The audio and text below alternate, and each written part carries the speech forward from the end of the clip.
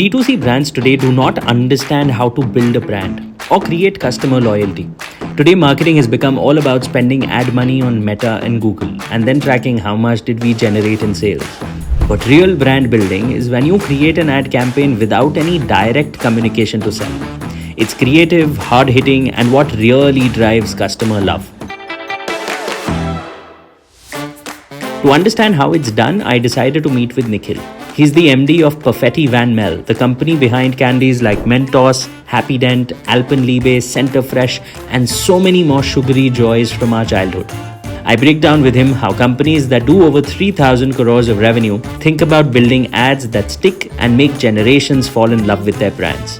This is Founder's Office with Sarthak Ahuja. So Nikhil, the reason we decided to speak with you and understand Perfetti and its business is because I've been a consumer of candies as a child. But now when I think of this category, I'm happy consuming some gum, maybe sometimes, but more chocolate. And I think people my age are now thinking, okay, what's a single origin nice chocolate which is darker, which has a sugar-free variant and stuff like that. But I still feel that candy is a massive category. I'm no longer a child, but how children consume, how people across different parts of India consume, what tastes, what flavors do they like, what form factors do they like.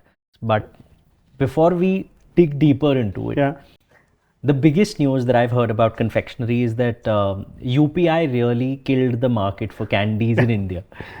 So I've been getting that WhatsApp messages from many of my friends. And I know that content piece works beautifully on the internet because anyone who puts it out, people love sharing it and talking about it. But what's the real data point? How much of a hit have you really taken from digital payments? Well, first of all, I'm delighted that we're having this conversation. Although I'm very disappointed in the choices you are making on your confectionery purchase. So by the end of this conversation, we are hoping to convert you and get you back to candies and gums and jellies and lollipops. Absolutely. The UPI bit, actually UPI has become really big in India the last 4 or 5 years, especially during the COVID time. But it didn't impact us, as that article kind of promulgated, because I think that whole story is actually made bigger than what it is.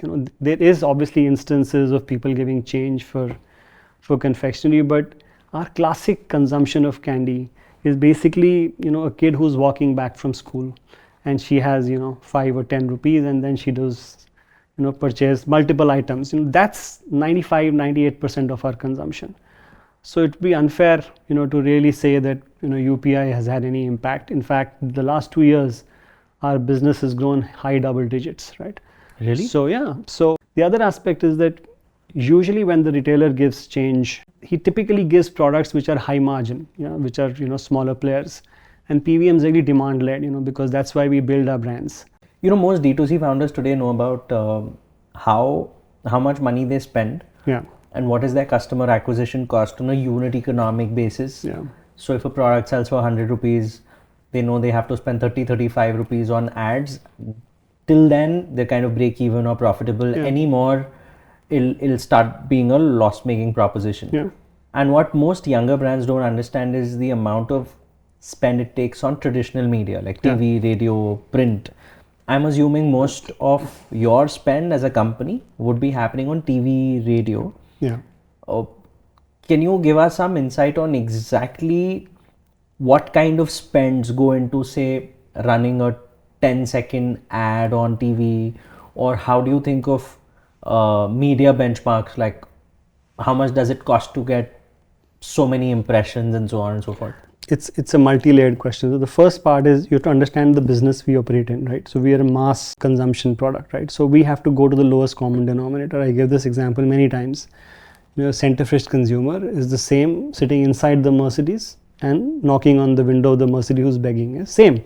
There is no dissonance on either side that they're having Center Fresh. So we have to cater to a wide audience. Everybody is a consumer for us. So we need to obviously go to a medium where the cost per contact is low. TV definitely is a big part of our spend. Digital has grown over time, and we are spending a lot of money on digital. It still is, maybe 70-30, that kind of split for us. Okay, so 70 is traditional, still offline, yes. Okay. Still offline. the other part of the question is 10 second. It's again, it's not an easy answer to give, depending on what property, what channel. But yes, obviously it's a question of reach and frequency. So there are some programs which will give you high reach, right? And that's typically how you optimize a media plan, where you spend a part of your money to reach a large audience, and then you spend a part of money with frequency, so that the same audience can be shown the same commercial multiple times. And then in typical media, or let's say traditional media planning terms, we typically optimize the plan on 3+ or 4+, that What does that mean? That means basically that your target audience at least has watched your commercial 3 times.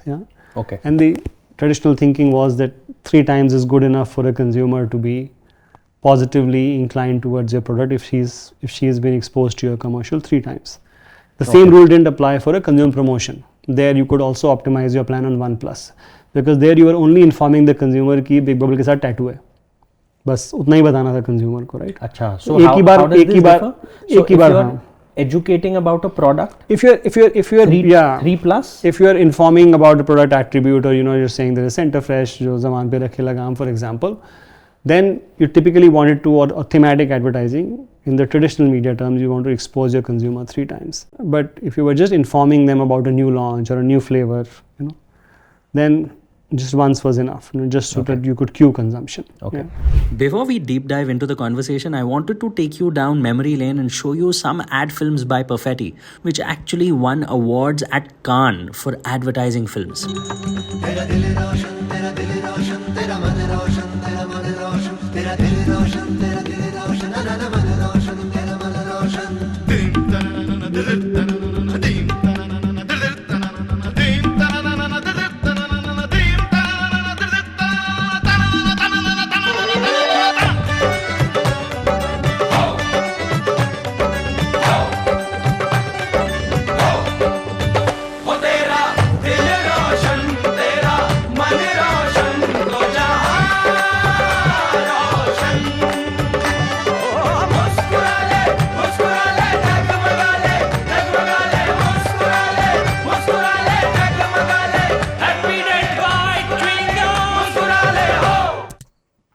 Man, this would have to be the favorite ad I've ever watched. Yeah, it's generally regarded in the Indian ad industry as also one of those commercials. And it won a couple of awards, is it? It went to Cannes. I think it won silver at Cannes or something like that, if my memory serves me right. What's more important is what it did for the brand. It's 84 seconds. So, you imagine how much we could air it. So the agreement was, we will air it for like 2 weeks. We will, and then we'll stop. The entire thing? The entire, just for 2 weeks. I mean, that would have been a bomb. No, but very few spots, right? Okay.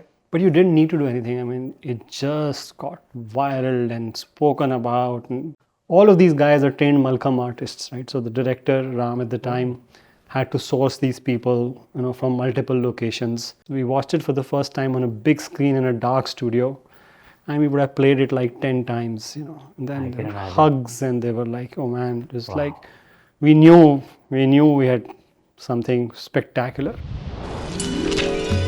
चिड़िया रानी बड़ी सयानी अंडे दिए खास एक अजनबी अंडा लेकिन लुढ़क के आया पास उसमें से निकला कछुआ पर जय हो पंखों वाली मैया तूने उसे भी गोद लिया फिर एक दिन आवारे बाल गोपाल उड़ने का बखत आ गया नर्वस होइएगा नहीं चल तुम मुसाफिर उड़ गई रे उड़ने वाली चिड़िया मम्मी भैया से कहो दीजिए वो डॉक्टर है उड़ नहीं पाएंगे नहीं बिटवा अरे कछुआ भैया भी दौलत है बिग बबूल यह बड़े काम की चीज Now this reminds me कि nervous आइएगा नहीं. Correct. This is all the Bihari touch, which कि कछुआ भैया भी adopted हैं. The whole thing which Prasoon, as a lyricist, brings into your ads creation, right? So at the time when we were launching this ad, there was serious pressure on the brand, and the whole task of the brand was to upage the TG. When the whole idea came of the script, I said, Prasoon, upage करना है TG को आप बोल रहे हो कि make a cartoon. Say you need to get to a higher, older age group. So I said, why would we make a cartoon commercial? And he said, Nikhil, if you think that cartoons are for children, then you need to really, you need to up your knowledge on what's happening in the world today. Really? Yeah, because at that time, this the stage of manga comics and all of that, so it wasn't really cartoons in the traditional association as kids, but otherwise not, right? So this ad did really well for us. The whole idea was to glorify the big bubble, when the whole bubble blowing, and the story in 40 seconds, the adoption of the bacha, the way there's intrigue in the film, and then it's genuine. Kya hoga wo jab koodega. Yeah, I think it's a very, very good example of great advertising coming to to really get the brand to the next level. And when with a product like this, with Big Bubble, when you were really trying to up-age the consumer, Yeah. as you said, Yeah. how do you think this would make someone who's about 25, 30? No, Why no, would they adopt to Big Bubble? No. I mean, we don't go to that level at all. I mean, we were 8 to 14. Oh, Yeah, we were 8 to 14. When I meant up age, I just meant the 14 and the 15, 16-year-old. It became still relevant, Otherwise, became more and more kiddie. The bubble gums is for kids, and then Center Fresh is for the older pit, like that. I mean, up age, obviously, a brand has a certain, ethos. It's you cannot have a kiddie brand, and just because the brand manager wants to have a bigger base, say, okay, मैं अब सबको बेचूंगा. It doesn't work like that. So there is a certain, you can only extend a little bit, and then you can make it aspirational. For the younger kids, if you have an older appeal to the advertising.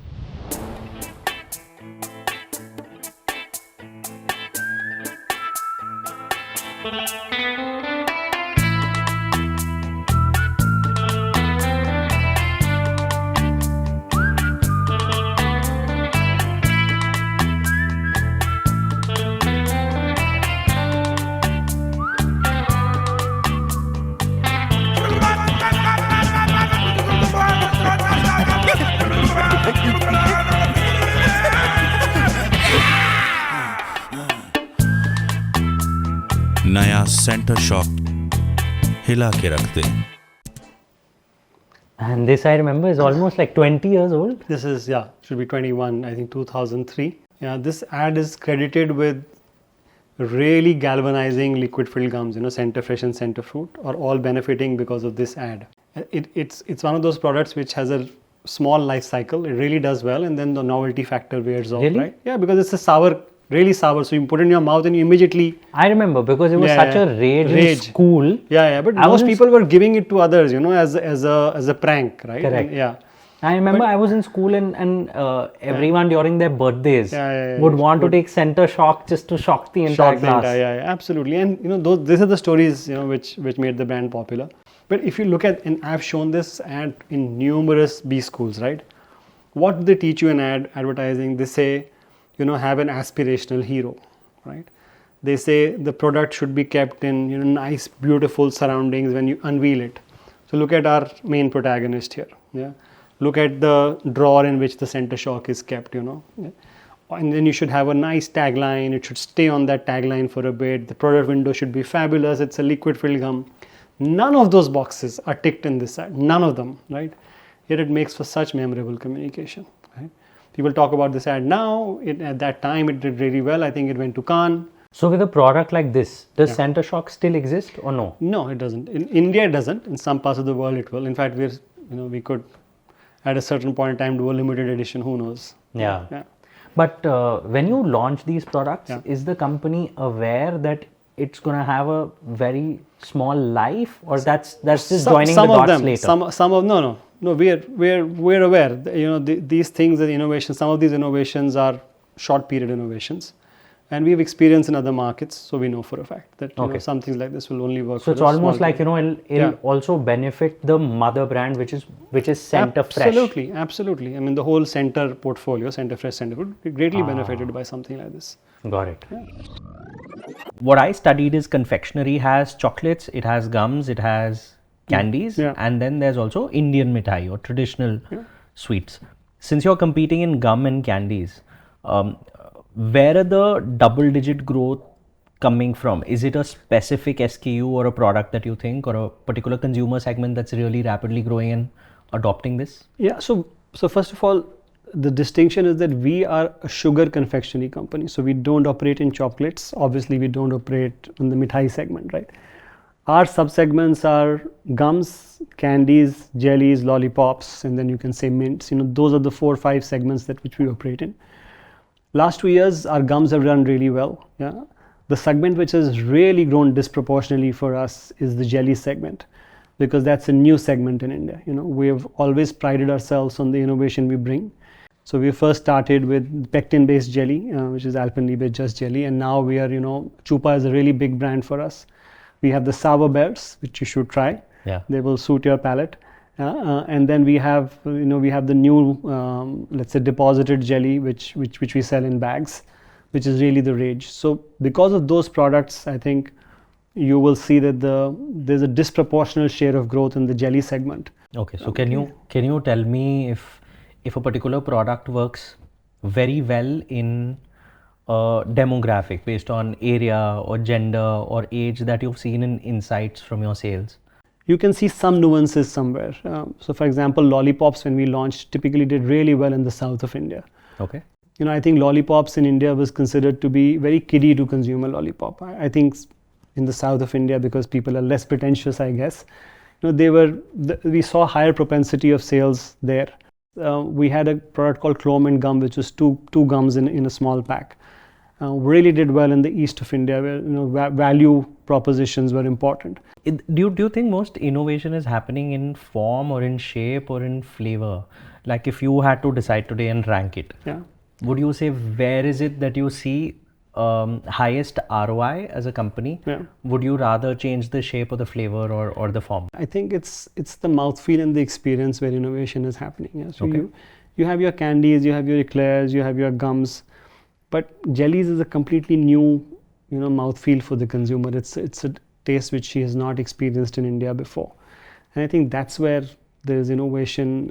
Obviously within the candy, you continue to innovate with indigenous flavors, ethnic flavors, for example, or filling inside, or coating outside, and so on and so forth. There is no doubt there is work being done there, but definitely you get a bigger bang for your buck if you're offering the consumer something which she has never experienced before. If you had to rank flavors for the Indian consumer, Yeah.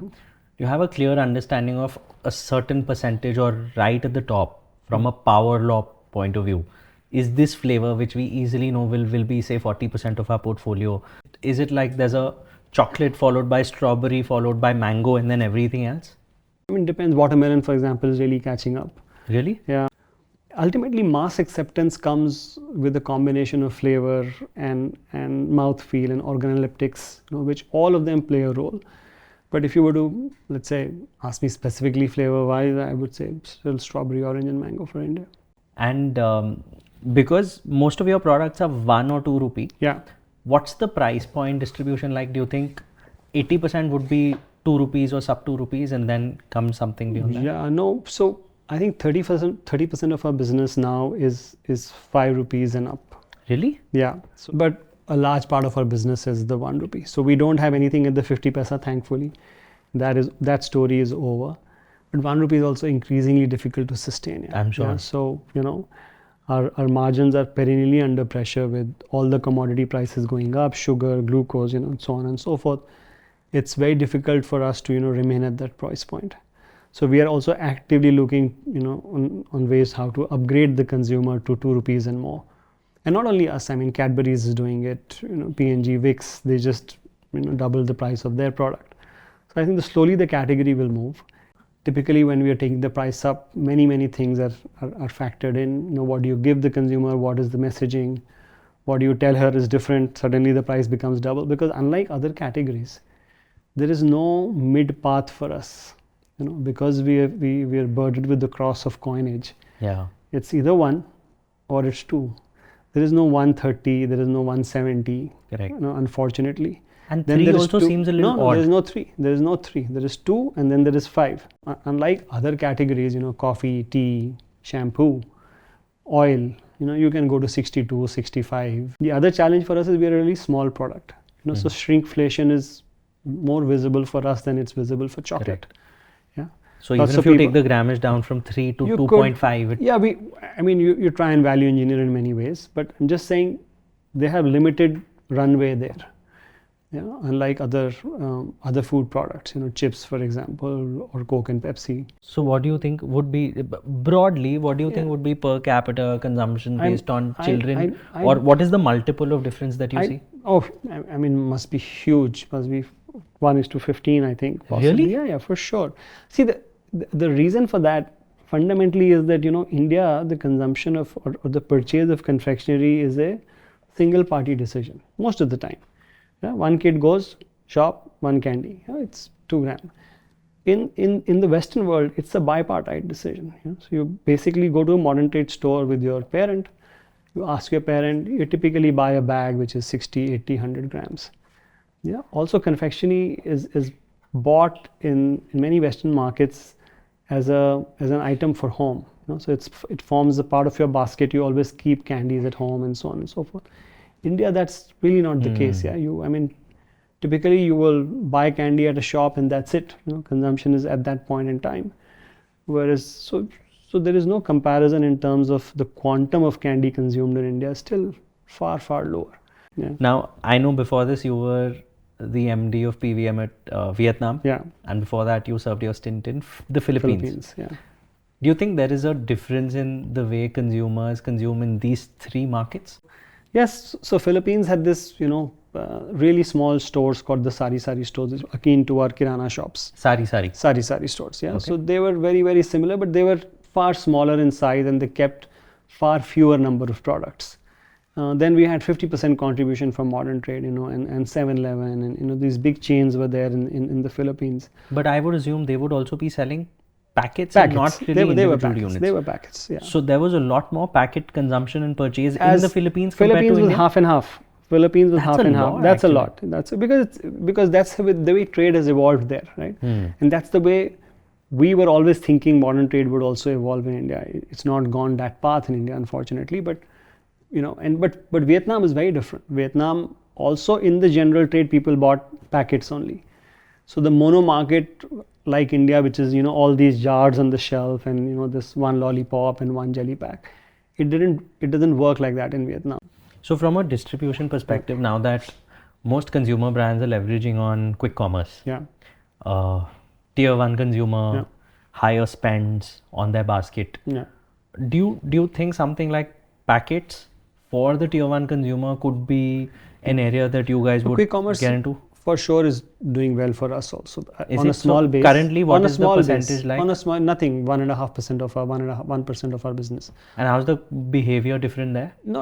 I mean, you see, people are bundling stuff. There is anecdotal evidence that when you want to get to a certain value on your order to make it free, correct, the easiest thing to add is like a bottle of Mentos. So those kind of things are happening for sure. But again, it's not some of the other categories, where they are seeing this explosion. We are on a small base, on a small base you go 30-40% is good, but it's not, it's not exponential per se. So do you think because it's typically not children buying on quick commerce apps? Yeah, for sure. It's the chewing gums which would easily get added and more like the Mentos box. Absolutely. Which someone can keep in their bag. Mentos bottles, Frutella sticks, big bags of jellies. Certainly, that's where quick commerce is doing well for us. Got it. From a branding perspective, if you were to say for each of your products, can you in your head easily identify and say a Mentos stands for an X feeling or an adjective or a verb, and a center fruit stands for something else? Is that how you think of brand building in this organization? Yeah, so these are now heritage brands for us. They've been in India for such a long time. So Mentos, when we launched in India, I think global positioning was fresh maker. Okay. Yeah, but we kind of thought, what does fresh maker mean for the Indian context? And then Ogilvy came up with this brilliant line, Dimag ki batti jala de. The idea is pretty much the same, that the fresh maker campaign was also about some guy who's having a smart idea, but it would never have traveled well, in India. And then, we all know the kind of cool ads which Dimag ki batti did for Mentos, right? Yeah. Center Fresh and Center Fruit are homemade, let's say brands. They're not worldwide presence. Really? Yeah, they're So you don't get Center Fresh and Center Fruit I anywhere mean, else in the world? a couple of other markets, but not in the Western world. Innovated for India. For India, liquid filled gums is really popular and big in India. And you can get it in Bangladesh and Sri Lanka, but it's not a product you get in Europe or the US, for example. Oh. Yeah, you get some parts of Latin America, some other organizations, but predominantly India is a big brand, and these are big brands for us. Thank you, Nikhil. That was a great masterclass on distribution, marketing, product innovation. And I'm sure a lot of people will take away a lot of insights on consumer preferences across different parts of India. So thank you for taking out the time. Thank you for having me. You're very kind. And I hope it is helpful. This conversation really converted me into quite a candy and jelly enthusiast, I must say. And if it has intrigued you about learning more about building a business, keep following for more episodes of Founder's Office with Sarthak Ahuja.